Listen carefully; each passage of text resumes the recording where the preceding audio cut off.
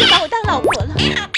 最近胖胖总是用奇怪的眼神看着我，不处。起初我以为他只是想和我玩，没想到他变得越来越离谱，总是在我手上蹭来蹭去，哼哼唧唧。我和他说我喜欢这样的，他直接把我往线咬断了。每次我洗澡的时候，他都会过来偷看。看来只能出绝招了。